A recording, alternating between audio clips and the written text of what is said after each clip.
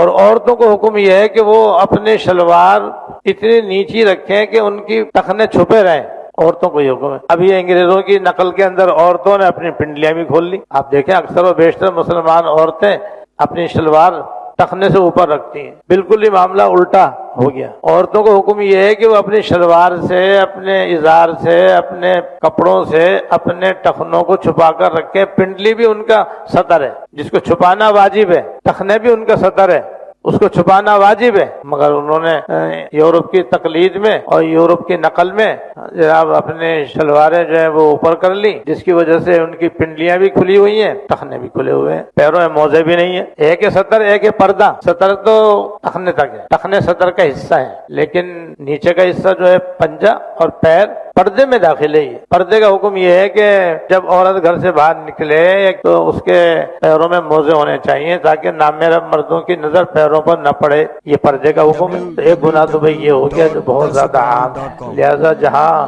ہمیں اپنے دشمنوں سے بغض ہونا چاہیے، نفرت ہونی چاہیے، ان پر غصہ ہونا چاہیے، ان کی مصنوعات کا بائیکاٹ ہونا چاہیے، وہاں ان گناہوں سے ہی بچیں۔ ان سے بچیں گے تو ان کا بائیکاٹ ہوگا اور ان کی مخالفت ہوگی، اور کافروں کی مخالفت کا بھی حکم ہے۔ چنانچہ یہ جو شلوار ٹخنے سے نیچے رکھنے کا طریقہ ہے، یہ حضور کے زمانے سے کافر ہوا طریقہ چلا آیا ہے۔ جتنا بڑا کافر ہوتا تھا، جتنا بڑا وہ صاحب عہدہ اور صاحب منصب ہوتا تھا، اتنا ہی اس کا ازار جو ہے زمین پہ گھسڑتا تھا۔ آپ نے فرمایا تم کافروں کی مخالفت کرو اور اپنی شلوار پاجامے کو ٹخنے سے اوپر کرو۔ اس لیے حضور کی اصل سنت یہ ہے کہ ازار ہو یا تہمد ہو یا پاجامہ ہو، وہ آدھی پنڈلی تک ہونا چاہیے، لیکن آپ ہی نے یہ بھی رخصت دے دی کہ اگر اس سے نیچے کر لو تو بھی کوئی مضائقہ نہیں، بشرطے کہ ٹخنے سے اوپر ہو۔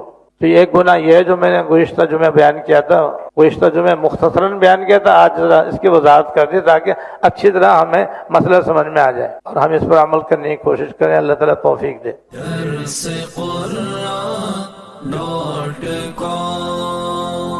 www.darsequran.com